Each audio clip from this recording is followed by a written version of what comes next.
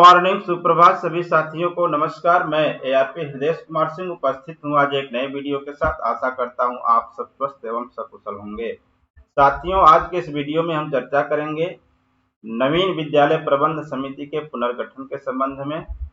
आप सबसे अनुरोध है, वीडियो अच्छा लगे तो प्लीज चैनल को सब्सक्राइब कर मेरा उत्साहवर्धन अवश्य करें। साथ ही वीडियो को लाइक, शेयर एवं कमेंट करना ना भूलें।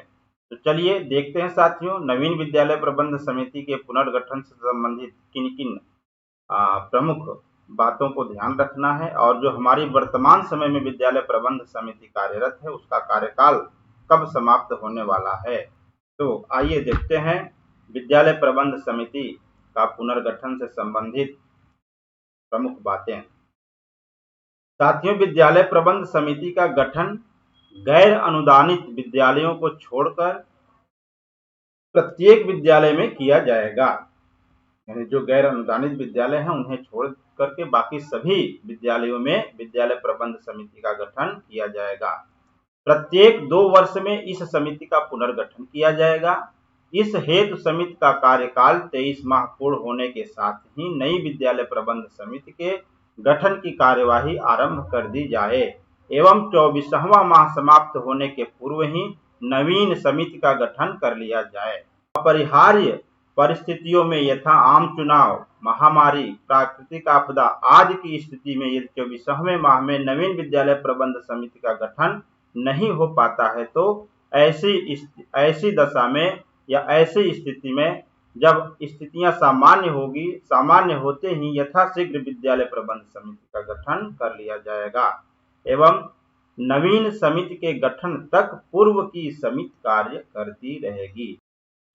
आइए देखते हैं प्रमुख बिंदु क्या है साथियों विद्यालय प्रबंध समिति के पुनर्गठन से संबंधित। एक ही परिसर में स्थापित प्राथमिक, उच्च प्राथमिक एवं कंपोजिट विद्यालयों में एक ही विद्यालय प्रबंध समिति का गठन किया जाएगा। तो ध्यान देंगे, यहाँ पे स्पष्ट कर दिया गया है। जैसा कि पहले अलग अलग हुआ करता था, लेकिन जब से विद्यालयों को कंपोजिट किया गया है, एक ही परिसर वाले विद्यालय जब हो गए हैं तो वहां पर एक ही यूनिट होगा विद्यालय प्रबंध समिति का।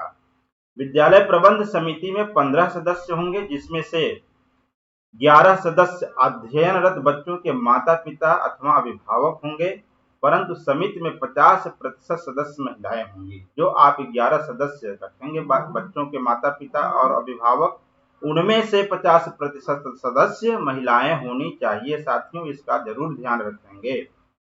शैक्षिक सत्र 2024 में गठित विद्यालय प्रबंध समिति का कार्यकाल 30 नवंबर 2024 को समाप्त हो रहा है। इसे नोट कर लें। जो हमारी वर्तमान समय में विद्यालय प्रबंध समिति कार्य कर रही है उसका कार्यकाल साथियों 30 नवंबर 2024 को समाप्त हो जाएगा। इसलिए समय से विद्यालय प्रबंध समिति का गठन करना जरूरी है। नवीन विद्यालय प्रबंध समिति का गठन 1 नवंबर 2024 से 30 नवंबर 2024 तक कराया जाना है।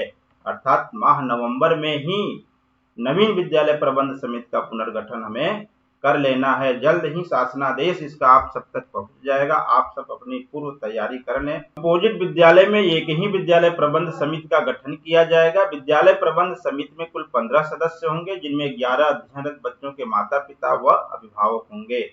विद्यालय प्रबंध समिति के अवशेष 4 सदस्यों में से साथियों एक सदस्य आपका जनप्रतिनिधि होगा, अर्थात ग्राम पंचायत वार्ड सदस्य। दूसरा आपके एएनएम होंगी। तीसरा सदस्य पंचायत में नियुक्त लेखपाल होंगे और चौथा सदस्य उस विद्यालय में नियुक्त प्रधानाध्यापक या प्रभारी प्रधानाध्यापक होंगे, जो सचिव की भूमिका का निर्वहन करेंगे। तो इस तरह से आप विद्यालय प्रबंध समिति का पुनर्गठन करेंगे। अभिभावक सदस्यों में से साथियों एक सदस्य एससी, एसटी, ओबीसी तथा कमजोर वर्ग के माता पिता अथवा संरक्षक होंगे। ये जरूर ध्यान देंगे इस बात का। जो अभिभावक सदस्य आप रख रहे हैं उनमें से कम एक सदस्य हर वर्ग से होने चाहिए। कमजोर वर्ग यहाँ स्पष्ट कर दिया गया है, एससी, एसटी, ओबीसी तथा कमजोर वर्ग के माता पिता अथवा संरक्षक होंगे। विद्यालय प्रबंध समिति का गठन खुली बैठक में किया जाएगा, अर्थात जब भी आप बैठक करेंगे तो बैठक से पूर्व सूचना अवश्य प्रसारित कर देंगे, मुनादी करा देंगे। जो भी जैसे भी हो, बच्चों के माध्यम से या फोन के द्वारा जैसे हो, आप सूचना देने के बाद ही विद्यालय प्रबंध समिति की बैठक का आयोजन करेंगे और यह बैठक खुली बैठक के रूप में होनी चाहिए। विद्यालय प्रबंध समिति के अध्यक्ष और उपाध्यक्ष में से एक महिला और एक पुरुष का चयन किया जाएगा, जो कि बच्चों के माता पिता अथवा अभिभावक में से होंगे। जो आप अध्यक्ष और उपाध्यक्ष बनाएंगे साथियों, उसमें से एक महिला का होना जरूरी है।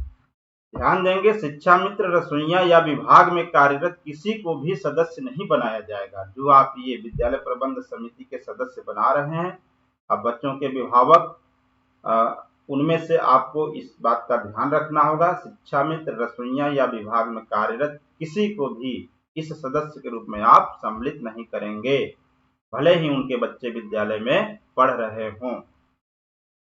केवल प्रधानाध्यापक ही इस समिति में जोड़े जाएंगे, जो सदस्य सचिव के रूप में नियुक्त होंगे।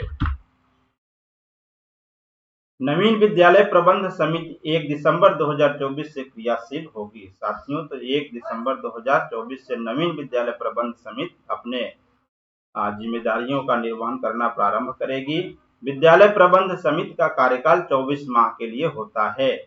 नवीन विद्यालय प्रबंध समिति के सदस्यों का विवरण 1 सप्ताह के अंदर विद्यालय की दीवार पर पेंट करा दिया जाए। जो आप नवीन विद्यालय प्रबंध समिति का गठन करेंगे, जो सदस्य चयनित किए जाएंगे, उनका विवरण आप जरूर विद्यालयों में अंकित कर देंगे।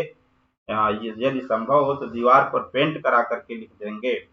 विद्यालय में नामांकित कुल बच्चों की संख्या में से कम 50% माता पिता अभिभावकों की उपस्थिति बैठक में अनिवार्य होगी।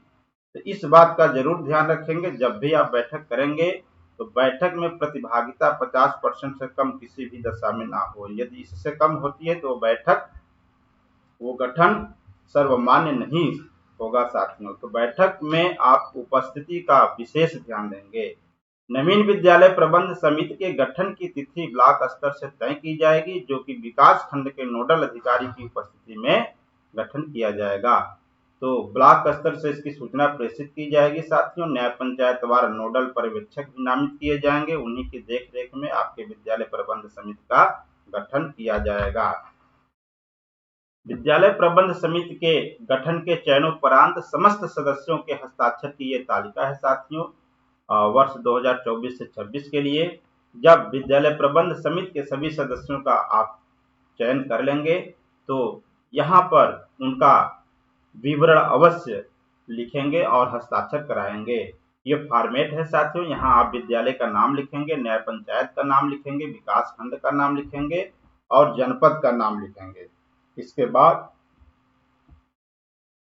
बाद विद्यालय का यूडायस कोड लिख लेंगे और चयन का दिनांक, जिस दिन आपके विद्यालय प्रबंध समिति का पुनर्गठन हो रहा है।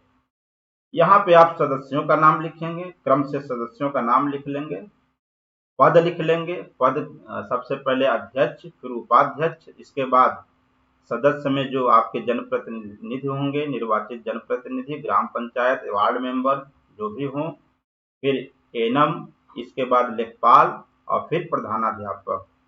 तो ये इतने जो हमारे नामित सदस्य होंगे, पहले इनका डिटेल ऊपर लिख लेंगे। इसके बाद जितने भी सदस्य होंगे महिला और पुरुष, उनका डिटेल इनके नीचे क्रमशः यहाँ आप लिख लेंगे।